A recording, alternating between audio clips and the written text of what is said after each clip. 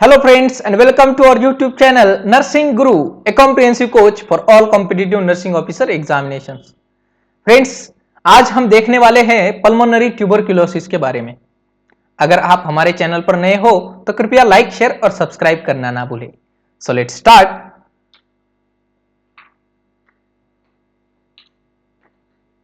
So this is our today's motivational quotes. आलस को दूर भगाना पड़ता है, खुद को काबिल बनाना पड़ता है। आलस को दूर भगाना पड़ता है, खुद को काबिल बनाना पड़ता है। खड़े रहने से कुछ नहीं होता, मंजिल के पास जाना पड़ता है। तो अगर आपको मंजिल पानी है तो आपको दौड़ना पड़ेगा, स्ट्रगल करना पड़ेगा। सो let's start.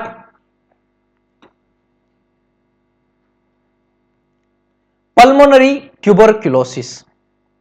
It is a highly communicable disease caused by Mycobacterium tuberculosis. किसकी वजह से होता है ये? Mycobacterium tuberculosis. तो ये माइकोबैक्टीरियम क्यों कहते हैं इसको Mycobacterium? Because it has a vaccine coating on its surface. Okay, जिसको क्या कहते हैं? ड्यू टू, किसकी वजह से होती है ये कोटिंग? माइकोलिक एसिड की वजह से। ओके, किसकी वजह से होती है? माइकोलिक एसिड की वजह से। तो इसके लिए कहते हैं इसको माइकोबैक्टीरियम ट्यूबरक्यूलोसिस। अब ये बैक्टीरिया 1882 में रॉबर्ट कोच के द्वारा फाउंड किया गया था। ओके, रॉबर्ट कोच के द्वारा फाउंड किया गया था। और रॉबर्ट कोच का और एक क्या है? रॉबर्ट कोच के पोस्टुलेट भी फेमस है। ओके, तो ये दोनों चीजें आपको ध्यान में रखनी है। कब इसका फाउंड हुआ था माइकोबैक्टीरियम ट्यूबरक्यूलाई, और किसने फाउंड किया था? Exam point of view important MCQ आपके लिए हो सकता है। ओके, तो अब देखते हैं what is this mycobacterium. Okay, this is a familiar bacteria from the माइकोबैक्टेरी।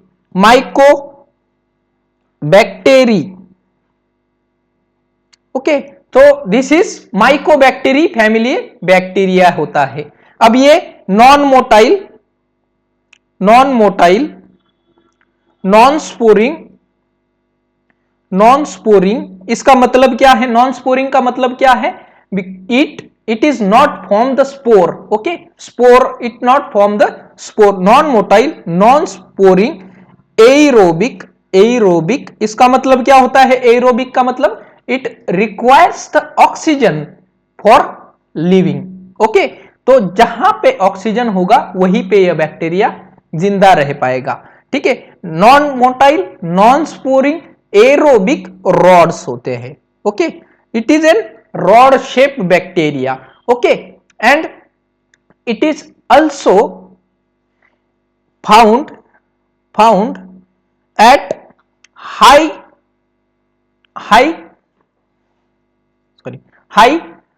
oxygen areas.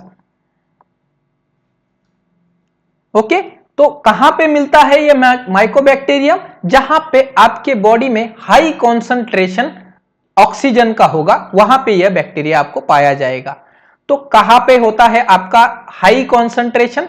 तो देखो, लंग्स में आपके अपाइकल एरिया में। ओके, ये इंपॉर्टेंट एमसीक्यू है आपकी exam point of view. Very important MCQ है एग्जाम पॉइंट ऑफ व्यू। कहां पे मिलेगा? आपकी अपाइकल एरिया में लंग्स के। ओके, तो अपर लोब में होता है। ओके, अपर लोब में क्यों होता है? अपर लोब में इसका कारण जानिए क्यों होता है। Because the maximum air concentration, जिसको क्या कहते हैं हम? VBQ, वेंटिलेशन बाय परफ्यूजन, जहां पे ज्यादा होता है वहां पे माइकोबैक्टीरियम पाया जाता है। इंपॉर्टेंट है VBQ, जिसे कहते हैं ventilation by perfusion. Ventilation by perfusion जहां पे ज्यादा होता है वहां पे यह माइकोबैक्टीरियम पाया जाता है। It is also found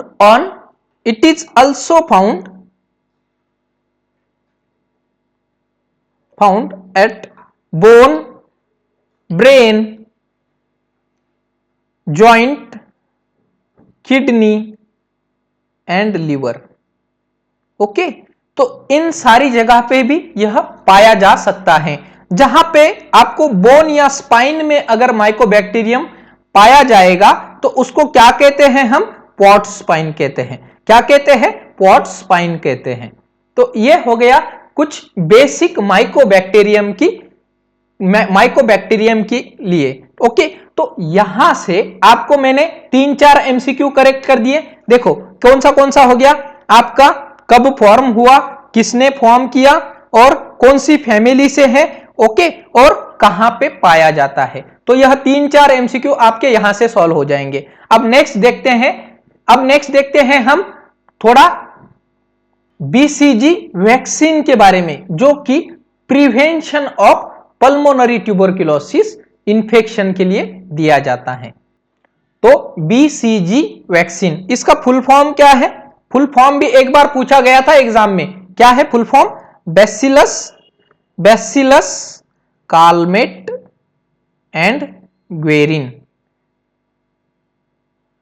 okay, bacillus Calmette and Guerin, इन दोनों साइंटिस्ट ने इसको डिस्कवर किया था। ओके, तो इस बीसीजी वैक्सीन किस लिए देते हैं? To prevention of pulmonary tuberculosis का इंफेक्शन के। ओके, तो इसका डोज कितना होता है? देखिए डोज कितना होता है।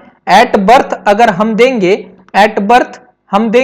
तो 0.05 ml देंगे। कितना देंगे? 0.05 ml एट बर्थ देंगे। ओके, और अगर एट बर्थ नहीं दे पाए, ओके, अगर एट बर्थ नहीं दे पाए तो हम अप टू 1 ईयर तक इसको दे सकते हैं। तो इस दौरान कितना डोज देना है हमें? 0.1 ml देना है। ओके, समझ में आया दोनों का डिफरेंस? यह वेरी इंपॉर्टेंट एमसीक्यू है आपके exam point of view. Okay, तो यह हो गया आपका डोज के बारे में। ये बीसीजी वैक्सीन कैसे होती है? लाइव अटेन्यूएटेड वैक्सीन है। लाइव अटेन्यूएटेड वैक्सीन है। ओके, लाइव अटेन्यूएटेड वैक्सीन है। कहां पे देते हैं? लेफ्ट अपर आर्म में देते हैं। और कैसे देते हैं? इंट्राडर्मल देते हैं। मतलब कितनी डिग्री में? 10 to 15 डिग्री में आपको यह वैक्सीन देनी पड़ती है। अब लेफ्ट अपर आर्म में ही क्यों? Because it is an universal identification के लिए। ओके, यूनिवर्सल आइडेंटिफिकेशन के लिए हम बीसीजी लेफ्ट अपर आर्म में देते हैं। यह भी आपका very very very important MCQ exam point of view हो सकता है। ओके, तो अब देखते हैं एक बहुत ही इंपॉर्टेंट पॉइंट में बताने जा रहा हूं, जो कि आपको एग्जाम में या प्रैक्टिकल के दौरान आपको पूछा जा सकता है, जो कि आपको इसको डिसॉल्व किस में करना है? आपको एनएस में करना है। ओके, नॉर्मल सलाइन 0.9% में आपको इसको डिसॉल्व करना होगा और आप इसको ओनली 4 आवर्स तक डिसॉल्व्ड डोज आप दे सकते हो। ओके, तो ये एक वेरी इंपॉर्टेंट पॉइंट है जो कि आपको एग्जाम में भी पूछा जा सकता है। ओके, तो अब देखते हैं कि इसके थोड़े रिएक्शन होते हैं, जो लोकलाइज रिएक्शन होते हैं। कौन से होते हैं? एक होता है आपका पेन, स्वेलिंग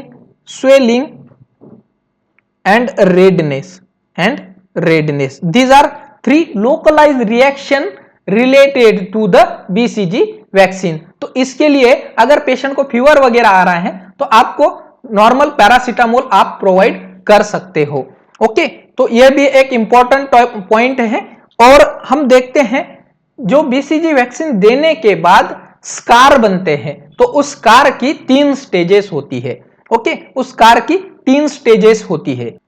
2 to 3 वीक्स में आपका 2 to 3 weeks after immunization with BCG आपका क्या होगा? एक पेप्यूल्स फॉर्म होगा। क्या होगा? एक पेप्यूल्स फॉर्म होगा, जो कि रेड और स्वेलिंग के जैसे आपको लगेगा। एक फ्लूइड फील्ड एक आपको बलून के जैसा लगेगा। ओके, तो इसको क्या बोलते हैं हम? पेप्यूल्स बोलते हैं। तो ये 2 से 3 वीक्स तक रह सकता है। अब 4 to 5 वीक्स में क्या होगा? 4 to 5 वीक्स में आपका 4 to 5 वीक्स में अल्सरेशन होगा जो कि अपने आप सेल्फ हीलिंग हो सकता है। ओके, सेल्फ हीलिंग होता है। अब और 8 to 10 वीक्स में क्या होगा? 8 to 10 वीक्स में क्या होगा? आपका एक परमानेंट स्कार फॉर्म होगा, परमानेंट स्कार फॉर्मेशन होगा। यही है आपका universal sign for indication that you have taken the BCG vaccine. Okay, तो ये थे कुछ very very very important points related to the BCG vaccine. यहां से आपको कोई भी एमसीक्यू आया तो आप यहां से सॉल्व कर पाएंगे। अबे नेक्स्ट देखते हैं। तो रिस्क फैक्टर फॉर ट्यूबरक्यूलोसिस, यहां से भी आपको एमसीक्यू आ सकता है, जो कि मैं इस स्लाइड में आपको बताऊंगा। तो रिस्क फैक्टर कौन से हो सकते हैं? जो children under 5 years, children under 5 years. Okay, drinking unpasteurized milk,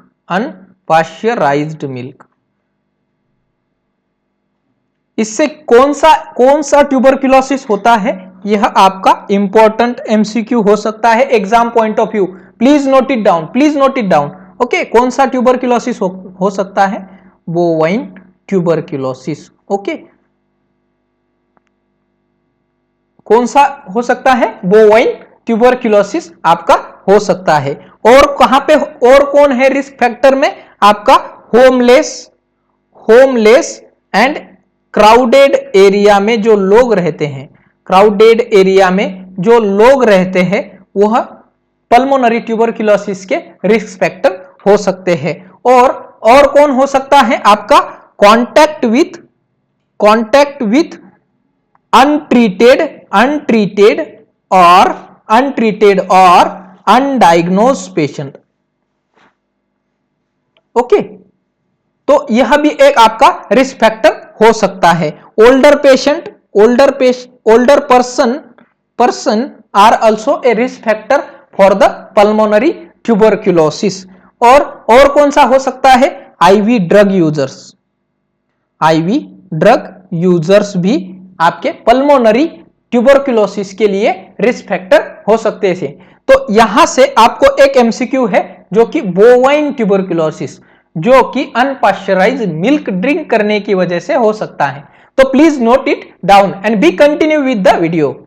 next देखते हैं ट्यूबरक्यूलिन स्किन टेस्ट। यहां से भी आपको बार बार एग्जाम में एमसीक्यू पूछते हैं, तो please note, please listen carefully.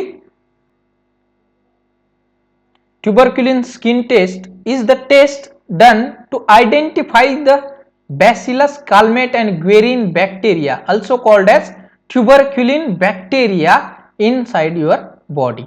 Okay, so tuberculin skin test के और भी 4 नाम हैं। कौन से हैं? और भी 4 नाम हैं जिसको आपको एग्जाम में पूछा जा सकता है। Please note it down. कौन से हैं? मैंडेल ट्यूबरक्यूलिन या Mantoux skin test, also Pirquet test, ये भी ट्यूबरक्यूलिन स्किन टेस्ट को कहते हैं। और ट्यूबरक्यूलिन सेंसिटिविटी टेस्ट, और क्या कहते हैं? आपका पीपीडी टेस्ट। ये पीपीडी क्या होता है? प्यूरिफाइड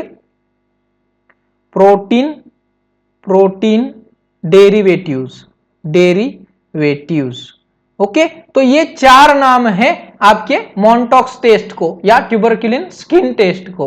ओके, तो यहां से भी आपको एक एमसीक्यू आ सकता है। और अब देखते हैं इसका डोज कितना देना चाहिए। कितना होता है डोज इसका होता है 5 ट्यूबरक्यूलिन यूनिट और 0.1 ml।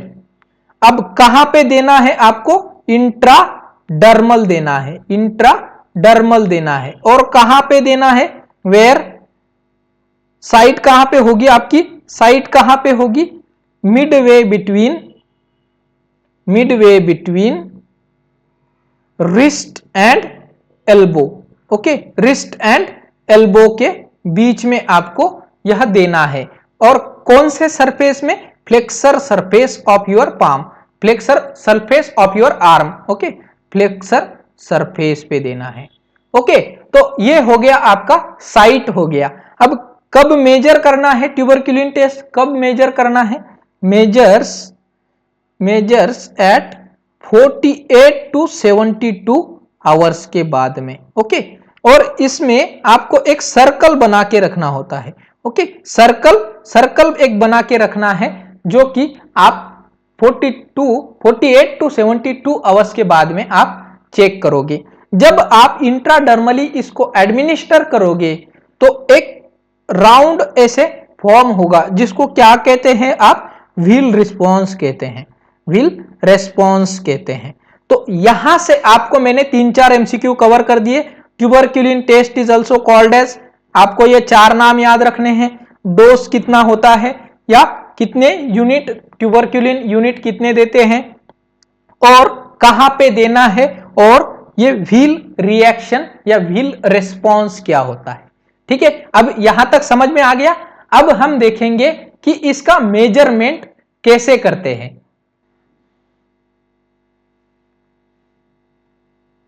So there are mainly 3 criteria in identification of the skin test. Okay, तो 3 क्राइटेरिया कौन से होते हैं? देखो, 5 और मोर देन 5 mm अगर होगा तो, या बट लेस देन 10 mm होना चाहिए। ओके, तो ये हो गया आपका फर्स्ट क्राइटेरिया। दूसरा क्राइटेरिया होता है आपका 10 और more than 10 mm but less than 15 mm होना चाहिए। ओके, और थर्ड क्राइटेरिया है आपका 15 mm और मोर। ठीक है, ये 3 क्राइटेरिया होते हैं ट्यूबरक्यूलिन स्किन टेस्ट आइडेंटिफिकेशन में। लेकिन यहां पे एक मोस्ट इंपॉर्टेंट पॉइंट है। ओके, मोस्ट इंपॉर्टेंट, अगर आपका ट्यूबरक्यूलिन टेस्ट पॉजिटिव आ जाता है, ओके, अगर ट्यूबरक्यूलिन टेस्ट पॉजिटिव आ जाता है, तो इसका मतलब ये नहीं है कि कोई जो पर्सन होगा वो ट्यूबरक्यूलोसिस उसको कंफर्म है। This is not a confirmatory test, this is a screening test, not a confirmatory test. तो कंफर्मेटरी टेस्ट कौन सी होती है ट्यूबरक्यूलोसिस के लिए? कौन सी होती है? Sputum microscopy is the confirmatory test for tuberculosis. कौन सी होती है? स्पुटम माइक्रोस्कोपी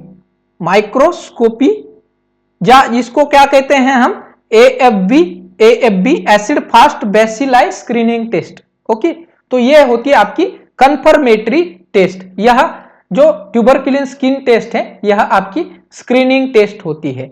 ओके, तो अब इसमें हम देखेंगे ये तीनों के बारे में। अगर आपका 5 mm या more than 5 but less than 10 mm skin induration, क्या चेक करते हैं हम? इंड्यूरेशन चेक करते हैं। ओके, इंड्यूरेशन चेक करते हैं। तो अगर ये 5 more than 5 but less than 10 आ रहा है, अगर ये पॉजिटिव आ रहा है, तो पेशेंट को ये किस में पॉजिटिव मानेंगे हम? अगर HIV इंफेक्शन है तो।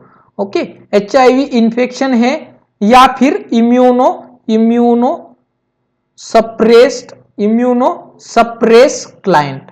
ओके, इनमें हम ये पॉजिटिव मानेंगे। ओके, अब 10 और more than 10 but less than 15 अगर है, तो यह आपको चिल्ड्रन लेस देन 4 इयर्स में हम पॉजिटिव मानेंगे। और a client who travelled in high privilege country में। ओके, तो यहां पे भी आपको पॉजिटिव माना जा सकता है। और थर्ड वन जो अगर 15 mm से ज्यादा है, तो उसमें हम पॉजिटिव मानेंगे नॉर्मल पर्सन में भी। ओके, नॉर्मल पर्सन में 15 mm से ज्यादा होना चाहिए।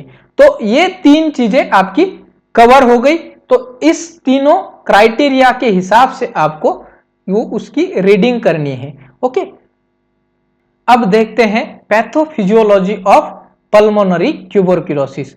यहां पे मैं आपको पूरे पल्मोनरी ट्यूबरक्लोसिस में एक्चुअल में क्या सिचुएशन होती है वो मैं बताने वाला हूं, तो कृपया ध्यान से देखिए। ओके, तो सबसे पहले ये ट्यूबरक्लोसिस बैक्टीरिया कैसा है, यह है एयरबॉर्न ट्रांसफर हो सकता है। ओके, एयरबॉर्न ट्रांसफर होता है।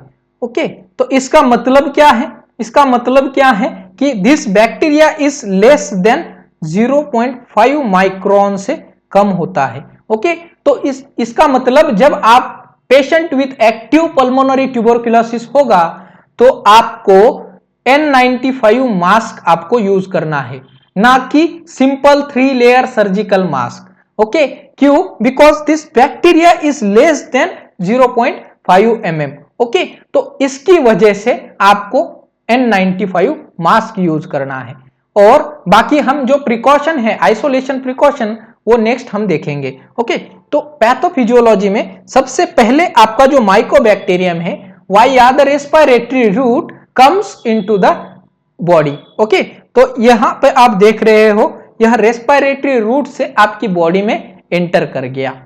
अब क्या होगा, अगर आपकी बॉडी में सेल्फ डिफेंस मैकेनिज्म अगर अच्छी होगी तो ये क्या करेगा, यह जो आपका माइकोबैक्टीरियम है इसको इनकैप्सुलेट कर देगा, तो इससे क्या होगा, स्कार फॉर्मेशन हो जाएगा। ठीक है, इसका मतलब ये स्प्रेड नहीं हो पाएगा अगर आपकी सेल्फ डिफेंस या इम्यूनाइजेशन अच्छी होगी। ओके, तो ये हो गई आपकी फर्स्ट स्टेज। ओके, अब नेक्स्ट क्या होगा, अगर इम्यूनिटी कम है तो ये क्या करेगा, कैविटी फॉर्मेशन करेगा। ओके, कैविटी फॉर्मेशन कर लेगा। ओके, अब ये कैविटी फॉर्मेशन कर लेगा, इसका मतलब क्या है कि ये एक ऐसे कैविटी बनाएगा जिसमें ये मल्टीप्लाई होते रहेगा। ओके, अब ये लंग्स में जब कैविटी बनाता है, ओके, तो अगर हम इस दौरान पेशेंट का एक्सरे करते हैं तो यहां पे क्या मिलता है, हमें मल्टी नोड्यूलर कैविटीज मिलती है। क्या मिलती है, मल्टी नोड्यूलर कैविटीज। तो ये होती है, हमें डिटेक्शन करनी होती है एक्सरे के ऊपर। ओके, तो ये हो गया अब कैविटी फॉर्मेशन। ठीक है, अब इसके बाद क्या होता है, जब ये कैविटी फॉर्म हो जाती है और यह patient with active pulmonary tuberculosis cough या स्नीज करता है, तो ये जो कैविटी में जो माइक्रोब्स है पल्मोनरी ट्यूबरक्लोसिस के, जो माइकोबैक्टीरियम है, यह ट्रांसफर हो जाते हैं। ओके, तो ये होती है pathophysiology related to the pulmonary tuberculosis. Okay, समझ में आ गया कैसे ट्रांसफर होता है, कैसे कैविटी बनाता है, अगर आपकी इम्यूनिटी अच्छी होगी तो कैसे वो स्कार फॉर्म करता है। ओके, तो ये थी पैथोफिजियोलॉजी। अब नेक्स्ट देखते हैं clinical manifestations of pulmonary tuberculosis. Okay, तो इसमें अगर प्राइमरी इन्फेक्शन है, इसका मतलब क्या है कि जब तक ये कैविटी फॉर्म नहीं करेगा, जब तक खुद का घर नहीं बना लेगा, तो ये असिम्प्टोमेटिक होता है, ठीक है, समझ में आ रहा है, असिम्प्टोमेटिक होगा जब तक ये कैविटी फॉर्म नहीं करेगा। ठीक है, अब नेक्स्ट क्या होता है, और कौन सा होता है, आपका कफ होता है। Cough more than 1.5 month। Okay, cough more than 1.5 month। Then night sweat, then आपका ache in chest which is dull in nature. Okay, dull ache in chest होगा। ओके, उसके बाद आपका वेट लॉस होगा। ठीक है, देन एनोरेक्सिया। ठीक है, और आपका chills. Okay, and night sweat हो गया, और आपका लो ग्रेड फीवर। तो these are some common sign and symptoms related to the pulmonary tuberculosis। Okay, अब नेक्स्ट देखते हैं इसमें और एक हमें मोस्ट इंपॉर्टेंट ऐड करना है, इंपॉर्टेंट हो सकता है कि कफ का कैरेक्टरिस्टिक्स क्या होगा। तो क्या कैरेक्टरिस्टिक्स होगा, म्यूकोइड और म्यूकोपुरुलेंट, म्यूकोइड और म्यूकोपुरुलेंट कफ हो सकता है, विच इज मोस्टली नहीं ओकेजनली आपका विथ ब्लड हो सकता है। ओके, तो ये भी एक स्पुटम का कैरेक्टरिस्टिक्स हो सकता है। Now diagnostic evaluation for the pulmonary tuberculosis. Okay, तो सबसे पहले हमने कंफर्मेटरी देखा था। कंफर्मेटरी कौन सा होता है, एएफबी माइक्रोस्कोपी। ओके, तो AFB microscopy is the confirmatory diagnosis. इसके लिए आपको स्पुटम का सैंपल लेना होता है। ओके, स्पुटम का सैंपल लेना होता है, जो स्पुटम के कब लेना है, अर्ली मॉर्निंग वाला। ओके, अर्ली मॉर्निंग वाला सैंपल हमें स्पुटम का लेना है। देन और चेस्ट एग्जामिनेशन जिसमें आपको एक्सरे करवाना है। एक्सरे में क्या मिलेगा आपको, एक्सरे में क्या मिलेगा, देखो एक्सरे में आपको मल्टी नोड्यूलर इनफिल्ट्रेट्स मिलेंगे। ओके, तो यह हमें देखना है, एक्सरे में एक्चुअल हमें यह देखना है। ओके, देन एक मोस्ट इंपॉर्टेंट टेस्ट है जो कि एग्जाम में पूछी जा सकती है, जिसको क्या कहते हैं हम, QuantiFERON tuberculosis test. Okay, tuberculosis gold test कह सकते हैं। Okay, QuantiFERON tuberculosis gold test जिसे कहते हैं, यह आपको exam point of view important है। ओके, तो यह ब्लड टेस्ट है जो कि विद इन 24 आवर्स में आपका रिपोर्ट दे देगा, विद इन 24 आवर्स में आपको रिपोर्ट दे देगा। ओके, जैसे हम स्पुटम कल्चर भेजेंगे तो रिपोर्ट 3 दिन के बाद आएगा, लेकिन ये QuantiFERON TB blood test, gold blood test अगर करेंगे तो विद इन 24 आवर्स रिपोर्ट आ जाता है। ठीक है, तो this is also an important point for the exam point of view. अब नेक्स्ट देखते हैं आइसोलेशन प्रिकॉशंस।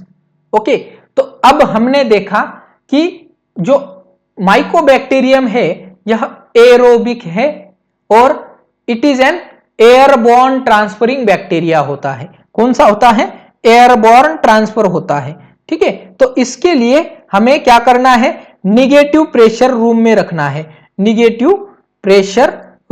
रखना है। ओके, इसका मतलब क्या, जो हमारा एटमॉस्फेरिक प्रेशर है उससे कम प्रेशर होना चाहिए पेशेंट की रूम में। इसका मतलब बाहर की जो हवा है अंदर आ सकती है, लेकिन अंदर की हवा, पेशेंट के रूम के अंदर की हवा बाहर नहीं जा पाएगी।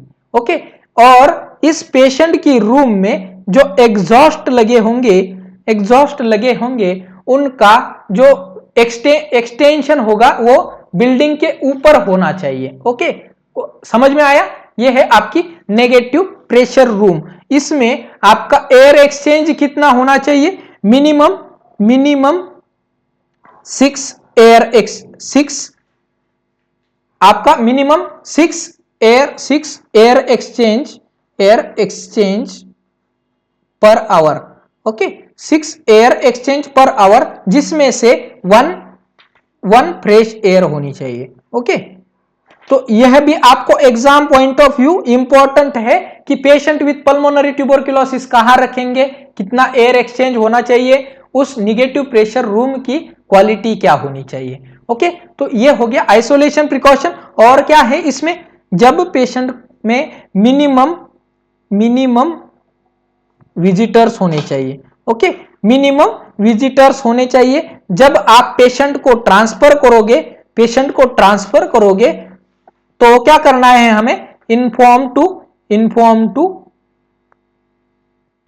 टू अनदर, या फिर जहां भी आप ट्रांसफर करोगे पेशेंट को वहां पे आपको पहले से इन्फॉर्म करना है कि that patient with this conditions is sending to your department.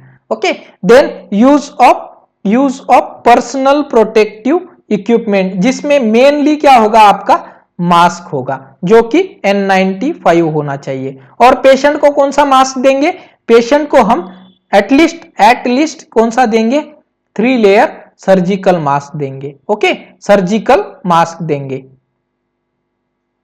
ठीक है, समझ में आया। और सबसे इंपॉर्टेंट यहां इसमें से सबसे इंपॉर्टेंट है आपका hand washing. Okay, hand washing समझ में आ गया। ठीक है, अब नेक्स्ट देखते हैं एंटी ट्यूबरकुलर मेडिकेशन। यहां से आपको हर बार हर दूसरी तीसरी एग्जाम में यहां से आपको एक क्वेश्चन देखने को मिलेगा। ठीक है, तो यह टॉपिक भी आप ध्यान से देखिए, विदाउट स्किप देखना है। तो देखिए, हमें मेनली 5 ड्रग्स है। ओके, 5 ड्रग्स है जो कि एंटी ट्यूबरकुलर ड्रग्स में आप जिनको गिना जाता है। तो एंटी ट्यूबरकुलर ड्रग्स में हमें 2 थेरेपी होती है। एक तो है फर्स्ट लाइन ड्रग्स होते हैं, और एक होते हैं second line drugs. Okay, first line and second line drugs. अब फर्स्ट लाइन में कौन से आते हैं, और सेकंड लाइन में कौन से आते हैं। अब देखते हैं, फर्स्ट लाइन में आपका आता है RIP एंड E। ओके, तो यहां पे राइप आप ध्यान में रख लीजिए, जो कि आपके फर्स्ट लाइन ट्यूबरकुलोसिस ड्रग होते हैं। तो R मतलब रिफाम्पिसिन। Okay, rifampicin. I मतलब आइसोनायाजाइड। P मतलब pyrazinamide. Okay, pyrazinamide. And E मतलब ethambutol. Okay, ethambutol. So these are first line anti tubercular drug. अब सेकंड लाइन में कौन सा आता है, आपका अमिकासिन हो गया, देन स्ट्रेप्टोमाइसिन हो गया, देन साइक्लोसेरिन हो गया, और कौन सा आता है आपका लेवोफ्लॉक्सासिन हो गया, these are second line anti tubercular drugs. Okay, तो अब हम हर एक ड्रग के बारे में, जो कि 5 most important anti tubercular drug है, उनके बारे में इन शॉर्ट और जो इंपॉर्टेंट पॉइंट्स है उनके बारे में देखते हैं। फर्स्ट वन है हमारा आइसोनियाजाइड। ओके, आइसोनियाजाइड ये कौन सा होता है, इसकी कैटेगरी कौन सी है, बैक्टेरिसाइडल। जो इंपॉर्टेंट पॉइंट्स है वही हम कवर करेंगे, ताकि आप एग्जाम में यहां से अगर MCQ आता है तो आप डायरेक्ट सॉल्व कर पाओगे। ओके, ये क्या करता है, decrease synthesis of mycolic acid. Okay, mycolic acid. Okay, क्या करता है, माइकोलिक एसिड का सिंथेसिस कम करता है। यह ओनली एक्टिव पल्मोनरी ट्यूबरकुलोसिस में देते हैं। Okay, only active pulmonary tuberculosis में देते हैं। और कब देना होता है यह डोज, देखो इसकी मेडिसिन कब लेनी होती है, 1 आवर बिफोर और 2 आवर आफ्टर मील। ओके, तो या कब लेनी है, 1 hour before and 2 hour after meal लेनी होती है। और यह मोस्ट इंपॉर्टेंट जो कि एग्जाम में आ सकता है कि आइसोनियाजाइड का कॉमन कॉम्प्लिकेशन या साइड इफेक्ट्स कौन सा होता है, तो पेरिफेरल न्यूराइटिस। तो this is very important point to be remember. Okay, अब नेक्स्ट ड्रग देखते हैं हम, रिफाम्पिसिन। अब यह ड्रग बैक्टीरियोस्टैटिक होता है। ओके, ये क्या करता है, inhibit synthesis of RNA। Okay, RNA synthesis को इनहिबिट करता है। और यह एटलीस्ट 1 एंटी ट्यूबरकुलर ड्रग्स के साथ लेना पड़ता है, एंटी ट्यूबरकुलर ड्रग के साथ देना पड़ता है। ओके, तो ये एक इंपॉर्टेंट पॉइंट हो गया। और इसका मोस्ट कॉमन साइड इफेक्ट क्या होता है?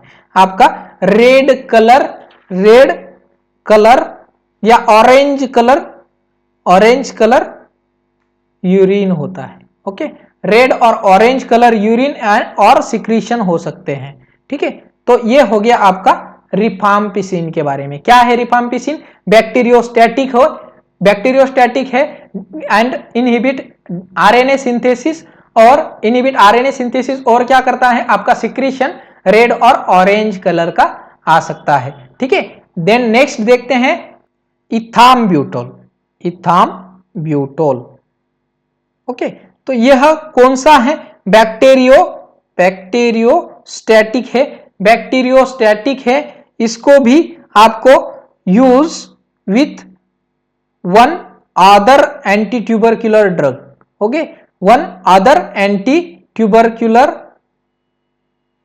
ड्रग्स के साथ लेना है इसको। और क्या है आपका? ये क्या करता है?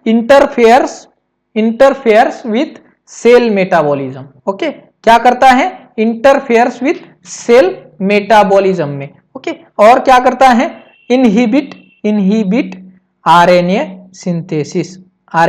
सिंथेसिस। ठीक है, समझ में आ गया। और इसका मोस्ट कॉमन साइड इफेक्ट कौन सा होता है? मोस्ट कॉमन साइड इफेक्ट कौन सा होता है जो कि आपको exam point of view important है? ओके, तो optic neuritis is the most common side effect of ethambutol. Okay, ये किस में होता है? लेस देन 13 इयर्स के चिल्ड्रन में यह होता है। अब नेक्स्ट देखते हैं पायराजिनामाइड। ओके, तो यह इसकी एक्शन अननोन है। ओके, एक्शन अननोन एक्शन है और it is used with at least one other anti tubercular drugs. Okay, और यह आपका क्या करता है? Increase uric acid. ओके, यह आपका इंपॉर्टेंट होता है exam point of view, increase uric acid. और इसमें भी एक और इंपॉर्टेंट है, this is an dose dependent drug होता है। ओके, डोज डिपेंडेंट ड्रग है एंटी ट्यूबरक्यूलर कैटेगरी में। ओके, जितना डोज होगा, जैसे अगर हम लो डोज में देंगे तो बैक्टीरियोस्टैटिक एक्शन करेगा, और हम जब हाई डोज में देते हैं तो बैक्टीरियोसाइडल देगा। ओके, तो स्टैटिक और साइडल में फर्क समझ में आ गया आपको कि स्टैटिक मतलब इनहिबिट ग्रोथ और रिप्लिकेशन। ओके, ग्रोथ और रिप्लिकेशन को कम करता है, लेकिन साइडल क्या करता है? डैमेज और किल द बैक्टीरिया। ओके, ठीक है, तो ये दोनों का डिफरेंस है। अब नेक्स्ट देखते हैं लास्ट कैटेगरी, स्ट्रेप्टोमाइसिन। ओके, तो यह एक अमीनोग्लाइकोसाइड कैटेगरी का ड्रग है। ओके, अमीनोग्लाइकोसाइड कैटेगरी का ड्रग है। इससे मोस्ट क्या होता है? मोस्ट इंपॉर्टेंट साइड इफेक्ट कौन सा होता है? ओटोटॉक्सिसिटी। ओके, यह भी आपको ध्यान में रखना है। और यहां पे एक्शन क्या है इसकी? बैक्टीरियोसाइडल। ओके, क्या एक्शन होती है? बैक्टीरियोसाइडल। ठीक है, तो these are some anti tubercular drugs. तो आप यह है आपका थोड़ा न्यूमोनिक्स, जो कि आपको ये 5 ड्रग को याद रखना है। नाम क्या याद रखना है? राइप्स के याद रखना है, राइप्स। ओके, तो एक बार हम फिर से समराइज करते हैं हमारा टॉपिक। हमने देखा पल्मोनरी ट्यूबरक्यूलोसिस के बारे में। ओके, तो उसमें हमने बीसीजी टेस्ट भी देख ली है, और हमने ट्यूबरक्यूलिन स्किन टेस्ट भी, बीसीजी वैक्सीनेशन देख लिया, ट्यूबरक्यूलिन स्किन टेस्ट देख ली, क्लिनिकल मैनिफेस्टेशंस देख लिए, pathophysiology of pulmonary tuberculosis, then diagnostic evaluation in detail, then हमने देखा है और हमने क्या देखा 5 एंटी ट्यूबरक्युलर ड्रग्स। अब ये 5 ड्रग्स को राइब्स म्यूमोनिक्स के साथ हमें ध्यान में रखना है। अब रिफाम्पिसिन क्या करता है हमारा red orange secretion of urine. Then isoniazid क्या करता है पेरिफेरल न्यूराइटिस कॉज करता है। पायराजिनामाइड क्या करेगा आपका इंक्रीज यूरिक एसिड करेगा। देन इथाम्ब्यूटोल क्या करता है आपका विजुअल प्रॉब्लम्स क्रिएट करता है। देन स्ट्रेप्टोमाइसिन क्या करता है ओटोटॉक्सिसिटी। तो यह इमेज आपको ध्यान में रखनी है, यहां से भी आपको exam point of view important हो सकता है। तो this is the lecture related to the pulmonary tuberculosis. तो अगर आपको कुछ भी डाउट होगा तो प्लीज कमेंट बॉक्स में आप कमेंट डाल दीजिए, मैं आपका उसका रिप्लाई देने के लिए प्रयास करूंगा। और अगर आप हमारे चैनल पर नए हो तो कृपया लाइक शेयर और सब्सक्राइब करना ना भूलें। Thank you.